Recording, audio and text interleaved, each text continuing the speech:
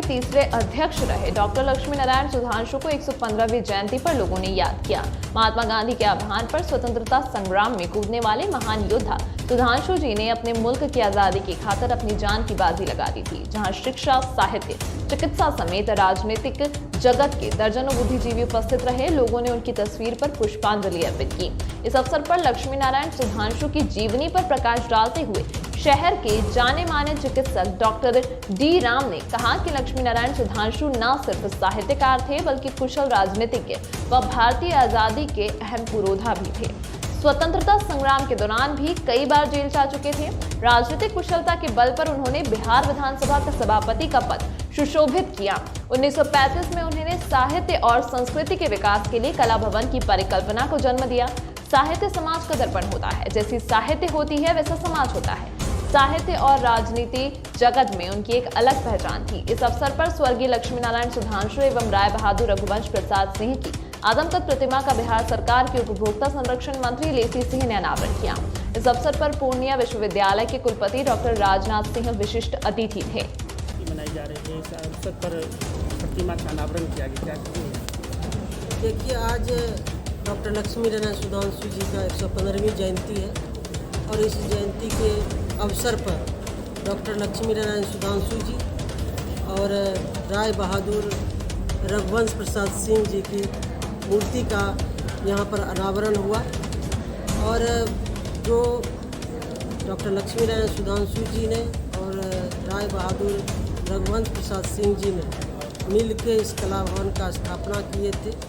और डॉक्टर लक्ष्मी नारायण सुधांशु जी हिंदी साहित्य के बहुत बड़े व्यक्तित्व के धनी व्यक्ति थे और हिंदी साहित्य और कला को बढ़ाने के लिए उन्होंने ये स्थापना की थी कला भवन। कला भवन की तरफ से ये दोनों महान विभूतियों का आज अनावरण हुआ और सभी लोगों की मांग थी पूर्णियावासी की दोनों विभूतियों का यहाँ पर मूर्ति का अनावरण हो।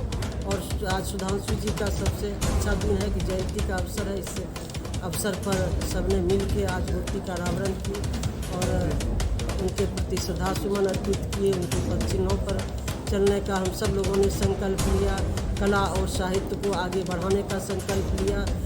कला भवन का उत्तरोत्तर विकास हो, जिस मकसद से उन्होंने जिस सपना को लेकर चले थे कि कला और साहित्य को आगे बढ़ाना है, उस सपना को हम सब लोग मिल के साकार करें। कई लोगों की काफ़ी अपेक्षाएं हैं आपसे कि कला भवन के विकास में आपका बहुमूल्य योगदान हो, क्या आगे प्लानिंग? जरूर होगा। यहाँ भी जो भी और काम होना है उसके लिए हम लोग लगे हुए हैं। जल्द ही जो आवश्यकता है यहाँ काम की, उस काम को हम लोग पूरा करें।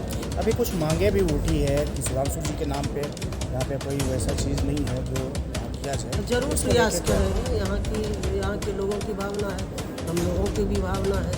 उनके इतने बड़े व्यक्तित्व थे, उनके नाम से जरूर कुछ ना कुछ होना चाहिए। सब जान रहा है, चाहे वो कला भवन हो, पूर्णिया कॉलेज का निर्माण हो या जो भी कई चीज़ें यहाँ तो इसको लेकर कई तरह की मांगे भी उठ रही है साहित्य संस्थाओं में।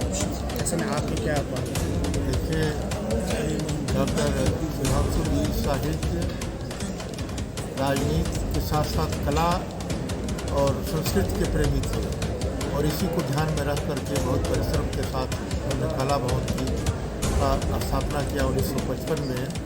इसलिए किया कि यहाँ के कला प्रेमी कलाकार इसमें समय समय पर भाग लें, यहाँ पर उनका प्रदर्शन हो, उनको यहाँ पुरस्कार दिया जाए। उनकी जो भावना थी, उस भावना के अनुरूप कला भवन मैं देख रहा हूँ काम कर रहा है। और अब माननीय हमारे मंत्री जो है श्रीमती लेसी सिंह जी कला भवन के अध्यक्ष बनी है, इनके अध्यक्षता में कला भवन का मेरा पूर्ण विश्वास है कि और विकास होगा और सारी समस्याएं जो होंगी छोटी मोटी आप समाधान करेंगे। उनका महत्वपूर्ण डॉक्टर जैसा कि डॉक्टर सुधांशु जी पूर्णिया कॉलेज के उसमें स्थापना के समय उनका महत्वपूर्ण योगदान रहा। तो मेरा विश्वविद्यालय की तरफ से प्रयास होगा कि डॉक्टर सुधांशु जी की एक शोध पीठ की स्थापना की जाए और उसमें ताकि रिसर्च जा कर के उनके ऊपर जो भी किताबें हैं, उनका जो मार्गदर्शन दिशा निर्देश ले हमारे विद्यार्थी, उसके लिए एक प्रारूप बना करके मैं विश्वविद्यालय की तरफ से मानव संसाधन मंत्री, UGC university grant commission, Bihar सरकार शिक्षा विभाग के माध्यम से भिजवाऊँगा। वहाँ से स्वीकृति मिलने के बाद उसमें पोस्ट भी मिलती है, एक डायरेक्टर की पोस्ट के लिए, एक रिसर्च स्कॉलर। तो अगर वो सोच की अनुमति मिल जाती है भारत सरकार से, तो वहाँ पर कुछ हमारे शिक्षक और दूसरे जो है बेरोजगारी के समय 3-4 पद भी मिलेंगे, उसमें वो कार्य कर सकते हैं। इसके लिए मेरा पूरा प्रयास होगा कि शोध पीठ की स्थापना पूर्णिया का विश्वविद्यालय में करूँगा। पूर्णिया विश्वविद्यालय में जैसे रामधारी सिंह दिनकर की शोध पीठ की स्थापना, बड़ेश्वर नाथ रेणु की स्थापना की गई है और अपने दीनदयाल उपाध्याय जी की गई है। इन लोगों का भी मैं प्रारूप बना करके भारत सरकार को भेज रहा हूँ, ताकि वहाँ से अनुदान मिले और अनुदान मिलने पर उसमें भी डायरेक्टर और 3 पोस्टें निर्मित होगी। इस तरह से उसमें कार्य संचालित होगा। उनका जो व्यक्तित्व है, कृतित्व है, उस पर हमारे शोधार्थी कार्य करेंगे। ठीक है, अभी तक के लिए फिलहाल इतना ही। खबरों के साथ बने रहने के लिए देखते रहिए कोशी आलोक न्यूज।